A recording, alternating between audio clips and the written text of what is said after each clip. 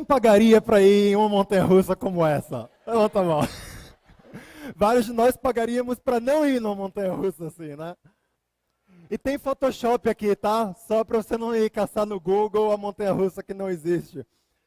Mas o fato é que, independente de você gostar de adrenalina ou não, a maioria de nós vive numa espécie de montanha-russa. A montanha-russa das circunstâncias. A montanha-russa do que acontece no nosso dia a dia. Quer ver? Vou dar um exemplo para você. Você está namorando, jovem, você está tirando notas boas, seus pais estão numa maior união, só no love, você ganhou um iPhone de aniversário, você está lá em cima na montanha-russa, está tudo dando bem.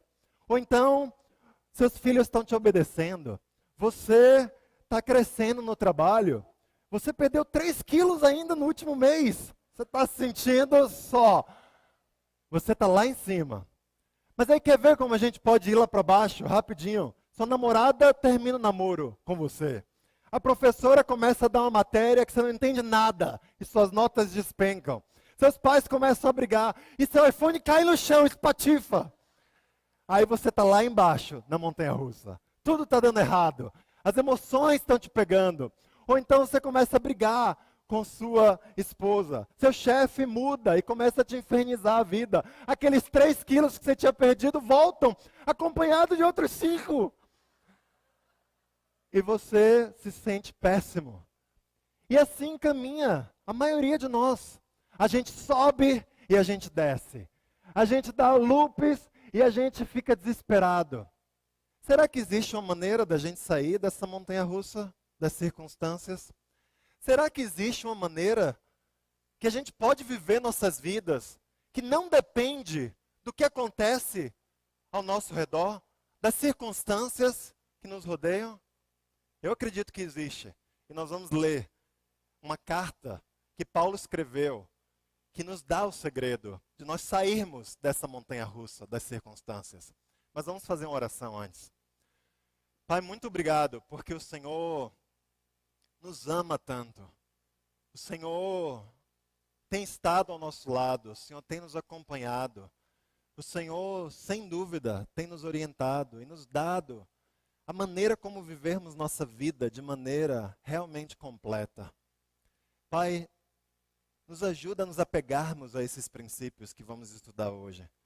Vamos sair daqui, nos ajuda, Pai. Queremos sair daqui decididos que não vamos ser reféns do que acontece ao nosso redor. Não vamos ser reféns de coisas que não podemos controlar, mas que vamos colocar nossa esperança nos princípios infalíveis da sua palavra, no sangue que tem poder que o Senhor derramou naquela cruz e que é efetivo, é capaz de nos fazer ter essa vida que o Senhor sonha para cada um de nós. Te oramos em nome de Jesus. Amém. Sabe, Paulo escreveu a carta aos Filipenses por volta do ano 62 depois de Cristo. Ele tinha plantado essa igreja na sua segunda viagem missionária. E depois de estar ali por um certo tempo, alguns estudiosos acreditam que Paulo ficou ali em Filipos algumas semanas só. Paulo é preso, ele é severamente chicoteado, ele é libertado na manhã seguinte, ele se envolve em uma briga com as autoridades locais. A gente vê que a igreja de Filipos começou no meio da mais severa tribulação. E o mesmo aconteceu em todas as igrejas que estavam ali ao redor de Filipos, na região da Macedônia. Quer ver? Paulo escreve lá em 2 Coríntios 8, vamos ler nos versículos 1 e 2. Eu quero lembrar que a gente está lendo a partir da nova tradução na linguagem de hoje, a partir de hoje, como a gente tinha falado. Então você vai acompanhar aqui na tela ou na sua Bíblia, nessa nova versão, ou na sua antiga versão, se você não se importar. Mas 2 Coríntios 8, versículos 1 e 2, diz o seguinte: Irmãos, queremos que vocês saibam o que a graça de Deus tem feito nas igrejas da província da Macedônia. Os irmãos dali têm sido muito provados pelas aflições porque têm passado. Sabe, Filipos ficava na província da Macedônia. Filipos era uma dessas igrejas que estava passando pela mais severa tribulação. A gente sabe, mesmo lendo a carta de Filipenses, vamos lá para a carta de Filipenses agora. Paulo, ele ele começa a abordar nessa carta diversas questões que estavam acontecendo no meio dos irmãos. E ele fala lá em Filipenses 1, versículo 15, é verdade que alguns deles anunciam Cristo porque são ciumentos e briguentos, mas outros anunciam com boas intenções. Sabe, Paulo estava dizendo para os filipenses, alguns de vocês pregam a Cristo por causa de ciúme, por causa de inveja. Vocês querem causar algo no coração dos seus irmãos e por isso vocês estão pregando. Já imaginou isso? Você pegar Cristo porque você quer fazer alguém, um irmão seu, se sentir mal? Isso estava acontecendo na igreja de Filipos. Em Filipenses 4, versículo 2, Paulo fala de outra situação que acontecia lá no meio deles. Evódia e Sintique, peço, por favor, que procurem viver bem uma com a outra, como irmãs na fé.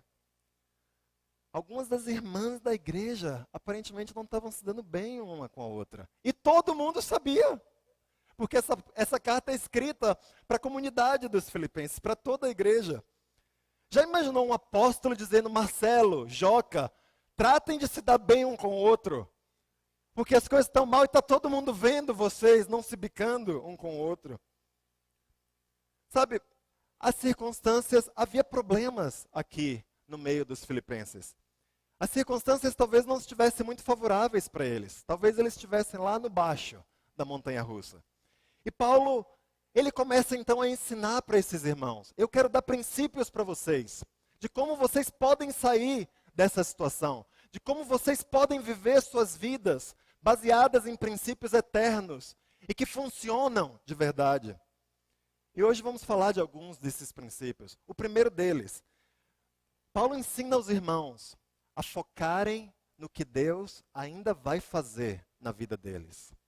Foque, irmãos, no que Deus ainda fará em sua vida. Ele fala em Filipenses 1, versículo 6, pois eu estou certo de que Deus, que começou esse bom trabalho na vida de vocês, vai continuá-lo até que ele esteja completo no dia de Cristo Jesus. Sabe, Deus ainda não terminou o trabalho que Ele começou em nossas vidas. Não está acabado. Nós somos uma obra inacabada ainda. Nós já fomos perdoados dos nossos pecados, é verdade, mas nós ainda não vencemos o pecado. Já fomos salvos, é verdade, mas ainda não alcançamos a salvação. Já somos cidadãos dos céus. É verdade, mas ainda não moramos lá no céu. Para cada ainda não, existe um já. E a minha pergunta para cada um de nós é, onde nós focamos? Onde a gente coloca a nossa energia? Onde a gente focaliza? No ainda não ou no já? O que se passa em nossa mente? Eu ainda não consegui uma namorada? Ou eu já tenho construído amizade com várias irmãs? Eu ainda não consegui batizar alguém, mas eu já tenho falado do Evangelho para dezenas de pessoas. Eu ainda não consegui vencer aquele pecado, eu já fiz muito progresso para vencê-lo. Onde a gente foca? No ainda não ou no já? Porque isso vai determinar a maneira como nós vemos o mundo. Vai mudar nossas emoções. Vai transformar a maneira como a gente pensa sobre as situações. Para sair da montanha-russa das circunstâncias, você precisa focalizar no que Deus ainda vai fazer na sua vida. Paulo continua, ele fala, irmãos, lembre-se que sua esperança, a nossa esperança, não é desse mundo. Não é nesse mundo que nossa esperança está. Em Filipenses 1, versículo 21, ele fala, pois para mim, viver é Cristo e morrer é lucro. Sabe, Paulo tinha expectativas reais a respeito desse mundo. Por mais que a gente se focalize no que Deus ainda vai fazer, o fato é que Deus não vai fazer tudo o que a gente gostaria que Ele fizesse nesse mundo. E se a gente tiver expectativas irreais, se a gente esperar demais desse mundo, nós vamos viver frustrados. Nós vamos achar que Deus não foi fiel conosco. Nós vamos achar que temos o direito de receber tantas coisas dessa vida. E Deus está falando, não pense nesse mundo. Não coloque a sua esperança nesse mundo. A sua vida pertence a um outro mundo. A um mundo que ainda vai vir. A um mundo que pertence somente após você morrer e encontrar Cristo. Para Paulo, o viver era Cristo. E por isso a morte era lucro para ele. Porque quando ele morresse, ele iria encontrar a verdadeira riqueza que ele esperava. Ele iria estar face a face com aquele que ele sonhava encontrar, a razão pela qual ele vivia a sua vida.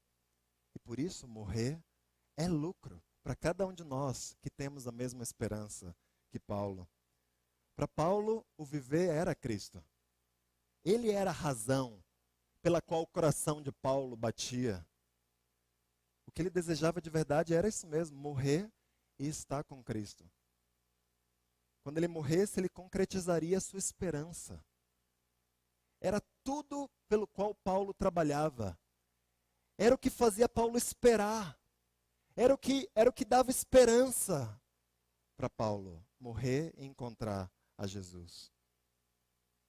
Paulo exorta os cristãos e a todos nós, em uma de suas cartas, que se nós esperamos, se nós depositamos nosso tesouro nessa vida, nós cristãos somos os mais dignos de compaixão.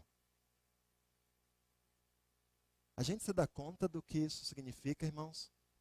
Que se nós decidimos colocar nossa esperança em Cristo um dia, mas a gente coloca nossa esperança nesse mundo, se a gente espera que esse mundo vai ser fiel conosco, se a gente espera que o mundo vai nos tratar bem, se a gente espera que o mundo vai dar para nós, vai nos satisfazer, então nós estamos em situação pior do que estávamos quando não éramos cristãos. Onde você tem colocado a sua esperança? Isso se reflete na maneira como nós decidimos coisas em nossas vidas. O que leva prioridade na sua vida? É ganhar mais dinheiro? Ou é ter mais tempo e condições para servir as pessoas, para amar as pessoas ao seu redor? Você quer a vida americana perfeita para você? Você quer perseguir os sonhos que você tinha antes de ser cristão? Ou você está decidido a pagar o preço para aprender, para ser treinado, para se doar completamente para a causa de Deus nesse mundo? Porque isso tem a ver sobre onde a sua esperança está. E o que nos leva ao próximo segredo que Paulo compartilha com os filipenses. Imite a humildade de Jesus Cristo. Se nós quisermos sair da montanha-russa das circunstâncias, nós precisamos imitar a humildade de Jesus. Em Filipenses 2, versículo 5, a Bíblia fala: tenham entre vocês o mesmo modo de pensar que Cristo Jesus tinha. Ele tinha a natureza de Deus, mas não tentou ficar igual a Deus.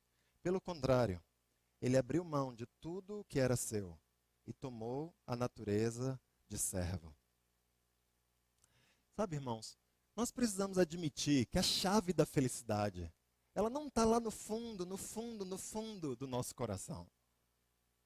Por mais que a gente cave, a gente não vai achar lá dentro de nós o que dá felicidade de verdade.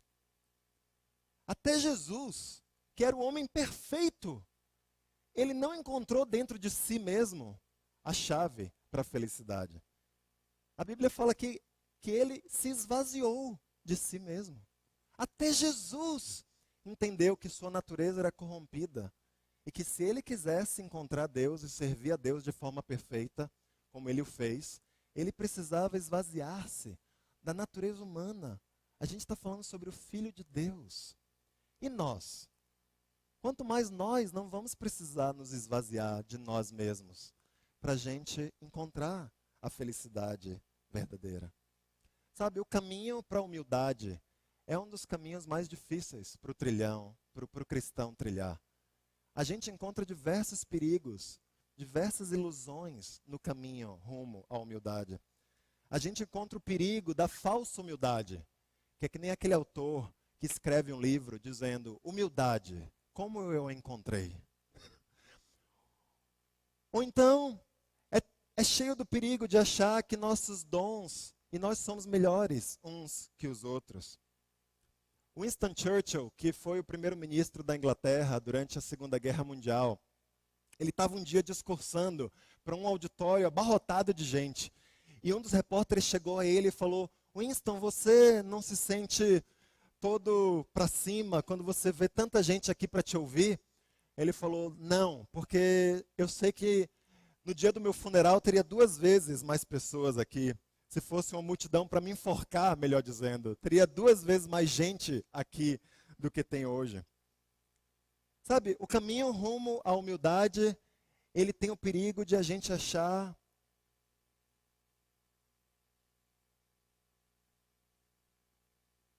que somos humildes, mas não fazemos nada para servir as pessoas.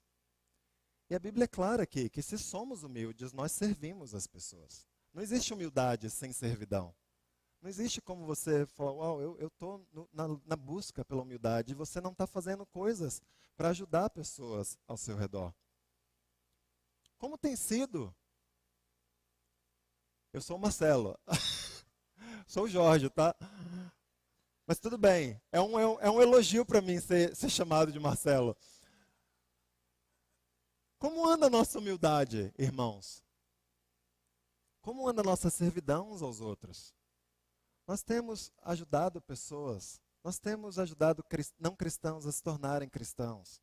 Nós temos ajudado cristãos a amadurecerem, discipulado, encorajado, orado uns com os outros. Nós temos ajudado os irmãos pobres ao nosso redor. O que temos feito para sermos humildes, para mostrarmos para Deus que a gente quer sim ter a mesma natureza de Jesus? Sabe, servidão é importante, não só porque reflete nossa humildade, mas porque se você não serve, então você se zanga. Onde nós não servimos, nós estamos zangados com a vida.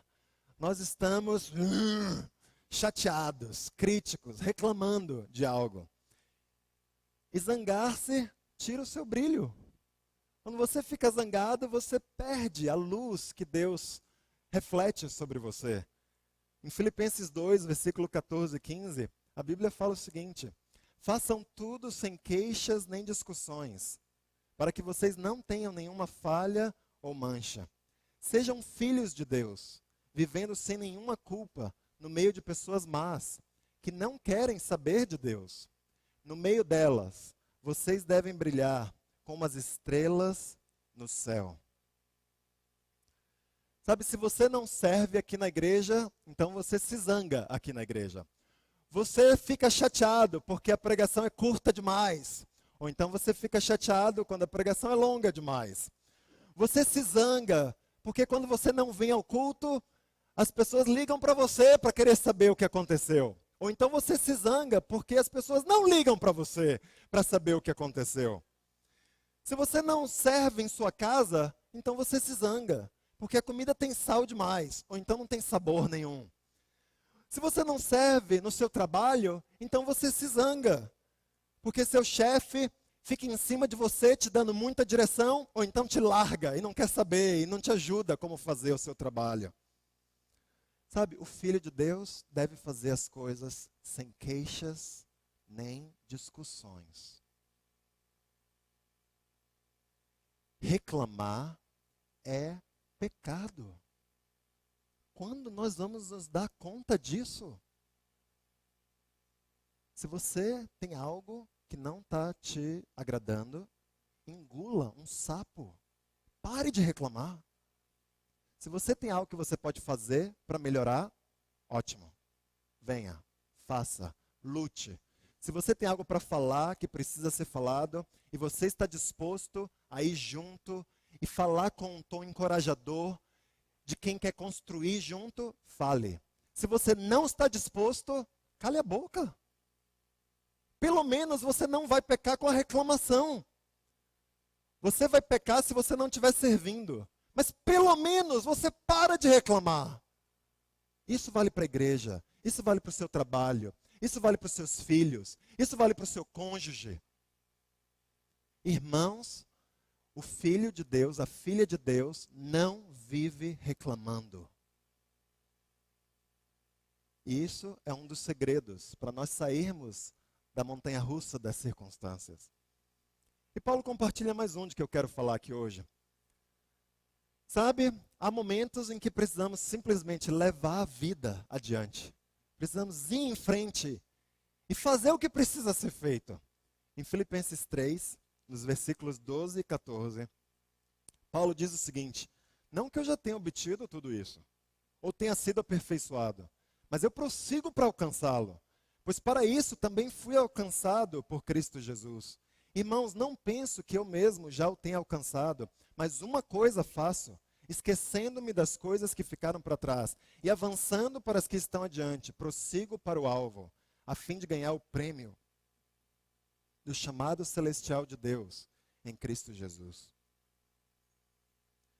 Sabe, Paulo não era preso ao passado, nem aos erros, nem aos acertos do passado. O passado é extremamente útil para nos ensinar. E nós devemos lembrar do que aconteceu. Quem esquece do seu passado está destinado a repetir os mesmos erros. Não faz sentido esquecermos o passado. Mas sim, devemos deixar o passado no passado. Devemos olhar, aprender, mas ir adiante, ir para frente. O passado é útil para nos motivar, porque a gente aprende com as coisas que a gente já aprendeu, que a gente já fez, e a gente lembra, como foi falado aqui hoje, tudo que Deus já fez em nossas vidas, como Deus já nos usou para alcançar diversas vitórias, e isso nos motiva para nós continuarmos vivendo no presente. Mas sabe, depois de ficar motivado com o que Deus já fez, depois de aprender com os nossos erros e com os nossos acertos, nós precisamos focar no agora. Nós precisamos decidir que nós não vamos ser que nem um museu, que é cheio de feitos e lembranças do passado. Cristianismo também não é como um currículo espiritual, onde você faz algo e vai listando lá, e vai listando. Sabe, cristianismo é feito do agora, do que você vai decidir fazer hoje, do que você vai decidir fazer essa semana. Se você já foi usado por Deus no passado, glórias a Deus. Use tudo isso que Deus já fez na sua vida. Mas eu tenho uma pergunta para você. Há algumas centenas de nós aqui que já estamos na caminhada, fazendo aniversário junto com a igreja, como foi falado hoje. Não é para você isso, tá, Miriam? Mas nós continuamos sendo usados por Deus hoje? Ou nossos dias de glória estão todos no passado? A gente vai continuar dando todo o coração hoje? Se você é mais novo ainda, e você ainda não teve algumas das vitórias espirituais que você deseja ter, o que você está fazendo para alcançá-las? Entenda que cada um aqui que já teve muitas vitórias, pagou um preço altíssimo para tê-las. Vocês jovens, eu quero falar com vocês especificamente. O que vocês estão fazendo? Eu quero falar um pouco com os pais desses jovens, dessa igreja. Olha, vocês amam seus filhos. Vocês querem que eles cresçam. Amém. Eu também quero que meus filhos se tornem cristãos e cresçam. Mas alguns de nós queremos que nossos filhos cresçam sem sofrer. Alguns de nós aqui queremos que nossos filhos tenham experiências com Deus sem passar pelo que nós passamos. E nós os protegemos. Nós impedimos que eles deem passos arriscados. Nós não queremos que eles saiam à noite no escuro. Olha, você corre o risco de ficar seriamente amargurado na vida.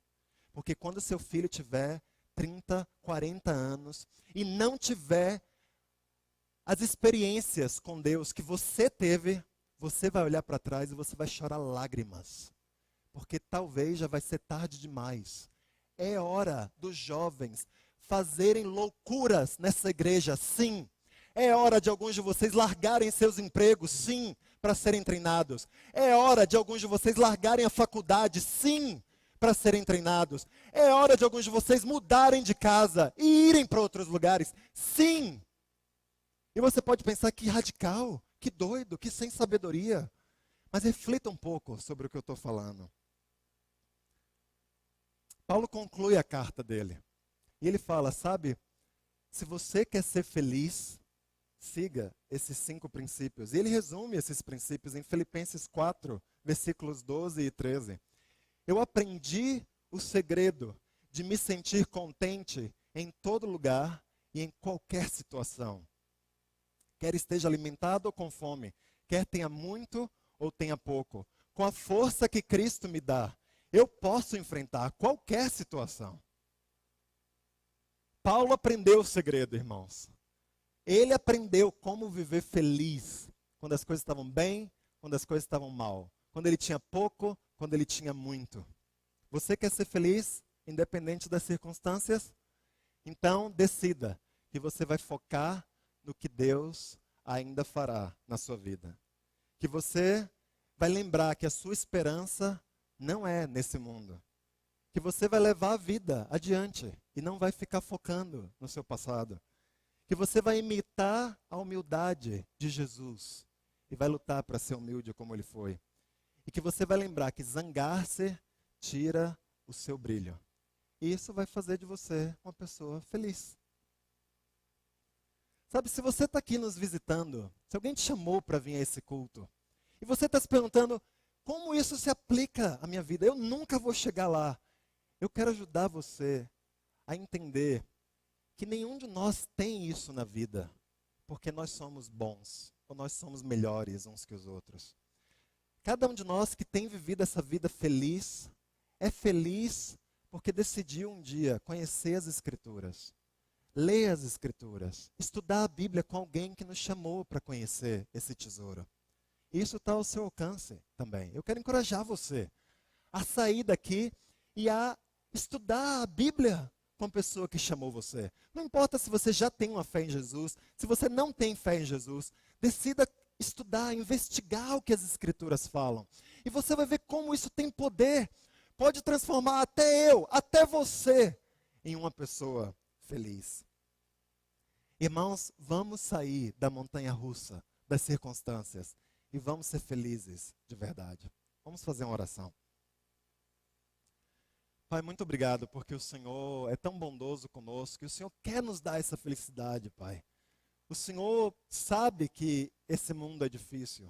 O Senhor sabe as dificuldades que cada um de nós passa. O Senhor nos conhece melhor do que nós mesmos nos conhecemos. E o Senhor, ainda assim, fala para nós. E quer nos encorajar, Pai, a praticar essas coisas. A descobrir esses segredos. Ajuda-nos, Pai, a, por favor, dar todo o nosso coração para viver esses princípios. E ver o poder do Senhor vindo em nossas vidas e nos transformando. Te oramos gratos, em nome de Jesus. Amém.